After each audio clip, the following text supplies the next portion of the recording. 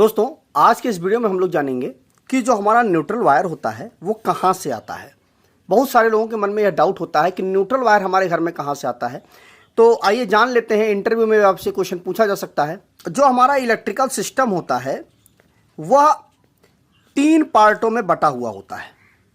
कौन कौन से? पहला होता है हमारा जनरेशन, दूसरा होता है ट्रांसमिशन और तीसरा होता है हमारा डिस्ट्रीब्यूशन।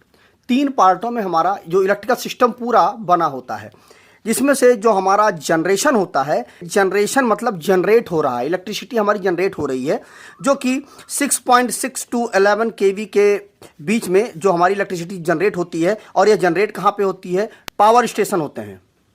ठीक है, पावर स्टेशन में हमारी जो इलेक्ट्रिसिटी है वो जनरेट होती है कुल मिलाकर के अलग अलग प्रकार से। जैसे कि हमारा मान लीजिए थर्मल इलेक्ट्रिसिटी है, उससे जनरेट होती है। हाइड्रो इलेक्ट्रिसिटी होती है, हमारी हाइड्रो पावर जो होती है उससे हमारी जनरेट होती है। अलग अलग प्रकार से हमारी इलेक्ट्रिसिटी जनरेट होती है। सोलर से हो सकती है, विंड एनर्जी हो सकती है। तो अलग अलग प्रकार से कुल मिलाकर के वो पावर स्टेशन में ही हमारी जो इलेक्ट्रिसिटी है जनरेट होती है। तो कुल मिलाकर के बात ये हुई कि जो हमारी इलेक्ट्रिसिटी जनरेट हो गई, यह तो हो गया हमारा जनरेशन में। उसके बाद हमारा आता है ट्रांसमिशन। तो ट्रांसमिशन में क्या होता है? 3 फेस 3 वायर का सिस्टम हम अप्लाई करते हैं। इसमें हमें 4 वायर की ज़रूरत नहीं होती है। क्यों? क्योंकि इसमें हम केवल और केवल 3 फेस जो हमारे होते हैं, जिनको हम बोलते हैं सिंपली RYB, ये तीनों फेस बोलते हैं ना, वही तीनों फेस हमारे चलते हैं। जो ट्रांसमिशन लाइनें आपने देखी होंगी उसमें क्या होता है कि तीन केबलें जो चलती हैं हमारी। इसमें क्या होता है कि किसी भी प्रकार से हमें न्यूट्रल की हमें ज़रूरत नहीं होती है, इसलिए हम चौथा वायर का यूज़ नहीं करते हैं। अब बात ये आती है कि यहाँ पर जो हमारा पूरा का पूरा जो सिस्टम होता है, यहाँ पे क्या होता है? जो जनरेशन होता है। अब बात ये आती है कि 6.6 में हमारा जनरेशन हुआ या 11 केवी में जनरेशन हुआ, तो इसमें जो हमारा ट्रांसफार्मर लगा हुआ होता है वह स्टेप अप ट्रांसफार्मर लगा हुआ होता है। यह क्या करता है कि हम यहाँ इनपुट में 6.6 देते हैं और यहाँ पर मान लीजिए हमें 400 केवी हमें इलेक्ट्रिसिटी हमें मिल जाती है। इसको हम जनरेट करके और इसके बाद ट्रांसमिशन में हम भेज देते हैं। अब यहाँ पर भी हमारा जो है, इसमें जो कनेक्शन होता है वह डेल्टा टू डेल्टा कनेक्शन होता है। जो हमारा ट्रांसमिशन सिस्टम पूरा होता है उसमें, मतलब ये पूरा का जनरेशन और ट्रांसमिशन ये दोनों मिल करके इलेक्ट्रिसिटी को भेज देते हैं, ट्रांसमिट कर देते हैं। मेन बात आती है हमारे इस डिस्ट्रीब्यूशन में। डिस्ट्रीब्यूशन में क्या होता है कि आप देखे होंगे कि आप जहाँ पे आपका पावर हाउस होता है वहाँ पर यह जो इलेक्ट्रिसिटी होती है, जो हमारा 3 वायर सिस्टम होता है, ये इस तरह से 3 वायर हमारे यहाँ पर जो हमारा पावर हाउस होता है वहाँ पे आ जाता है। खास करके जो हमारा डिस्ट्रीब्यूशन पावर हाउस होता है वहाँ पे इस तरह से हमारे तीनों फेस आ जाते हैं। अब यहाँ पर हम क्या करते हैं, यहाँ से हम एक स्टेप डाउन ट्रांसफार्मर लगा करके इसको हम स्टेप डाउन करके 11 केवी हम फिर से बना देते हैं। कुल मिला करके हमारे यहाँ पर आ कितना रहा था? हो सकता है आपके यहाँ पर 33 केवी आ रहा हो, 132 केवी आ रहा हो, 400 केवी आ रहा हो, अलग अलग प्रकार से आता होगा। लेकिन अब उसको क्या करते हैं, हम इसको स्टेप डाउन करके हम 11 केवी बना लेते हैं। अपने पावर हाउस से जब हम निकलती है केबल सप्लाई जो हमारी निकलती है तो 11 केवी निकलती है।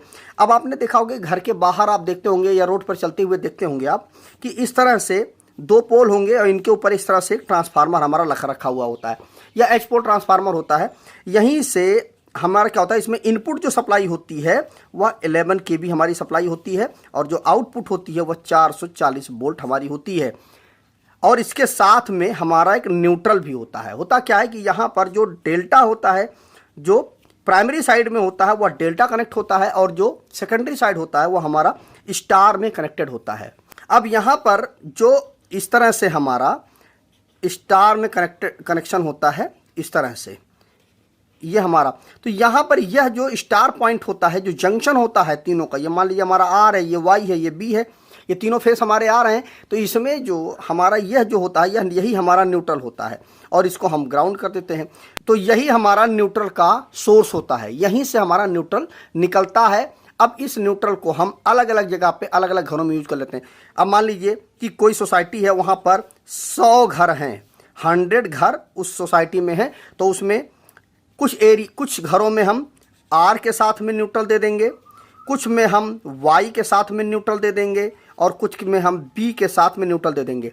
कुल मिलाकर के बात ये हुई कि फेस तो हमारे बदल जाते हैं लेकिन जो हमारा न्यूट्रल होता है ये सब में लूपिंग होती है, मतलब न्यूट्रल एक ही होता है, वही न्यूट्रल सभी घरों में, मान लीजिए इसमें मान लीजिए 100 घर हैं तो 30-30 घरों का मान लीजिए हमने सिस्टम बना दिया, तो 30 घर में आर और प्लस न्यूट्रल आएगा, और 30 घरों में वाई प्लस न्यूट्रल आएगा, और 30 घरों में या 33 घरों में 33 घर लगभग बनेंगे, और वाई के साथ और बी के साथ में न्यूट्रल आएगा। कुल मिलाकर के जो न्यूट्रल होता है वो हर घर का कॉमन होता है, ठीक है। तो न्यूट्रल का जो हमारा सोर्स होता है वो यही होता है जो हमारा एच पोल ट्रांसफार्मर होता है। कुल मिलाकर के जो हमारा डिस्ट्रीब्यूशन का जो ट्रांसफार्मर होता है उससे जो हमारा सेकेंडरी साइड होता है, जो स्टार कनेक्टेड होता है, उससे जो हमारा उसका जो जंक्शन पॉइंट होता है तीनों फेसों का, वहां से हमारा जो न्यूट्रल है वो निकलता है और फिर हमारे घरों में आता है। तो मुझे उम्मीद है कि आपको यह पूरा का पूरा कॉन्सेप्ट अच्छे से क्लियर हो गया होगा कि न्यूट्रल वायर हमारा कहाँ से आता है हमारे घरों में। तो वीडियो अगर अच्छा लगा हो तो वीडियो को शेयर कर दीजिएगा अपने दोस्तों के साथ, जिससे उनको भी यह टॉपिक अच्छे से क्लियर हो जाए। तो आज की इस वीडियो में बस इतना ही। नमस्कार दोस्तों।